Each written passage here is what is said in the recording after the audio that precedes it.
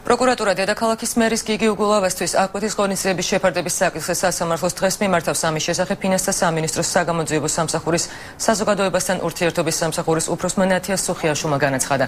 მის ინფორმაციით საგამოძიებო სამსახურში მისულმა გიგი უგულავამ გამოძიებასთან არ ითანამშრომლა და დუმილის უფლება გამოიყენა. შესაბამისად დედაქალაქის მერის დაკითხვა არ მომხდარა და მას მხოლოდ ბრალი წარედგინა.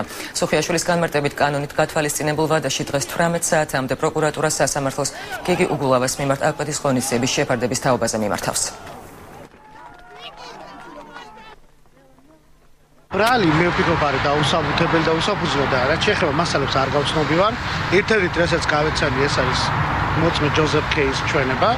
და ჯოზეფ კეი არ არის ის პიროვნება, რომ მისი ჩვენება იყოს ჩემთვის სარწმუნო. ყველა მიცით მიიღო ეს პიროვნება და შესაბამისად მის მიერ მიცემული ჩვენება არაფერს არ წარმოადგენს საქმის, იმიტომ რომ ის არ არის გამყარებული არანაირ ფაქტობრივ მტკიცებულობით.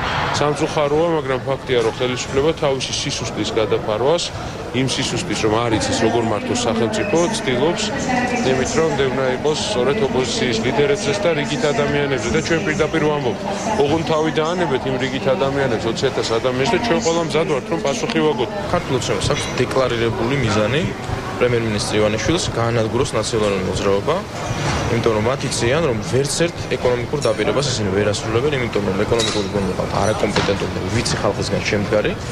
სწორედ ამიტომ მათ სურთ გაანადგუროს ნაციონალური მოძრაობა, იმიტომ რომ იმ დროისთვის, როცა ყველა ბოლომდე დაინახავს, რომ ვერანაირ დაპირებას ისინი ვერ ასრულებენ, არ სურთ, რომ ამ ქვეყანაში იყოს პასუხის მომკითხავი. კანონპროექტიც, რომელიც დღეს პარლამენტში მაქვს ინიციირებული, სწორედ იმ პრობლემებით არის გამოწვეული, რასაც ქმნიდა დედაქალაქში თბილისის მერია.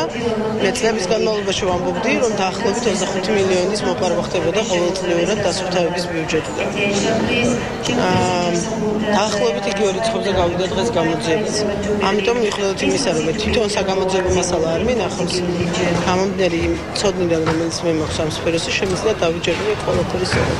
ჩემის აზრით ძალიან ლოგიკურია ის, რაც დღეს ხდება საგამოძიებო სტრუქტურებში.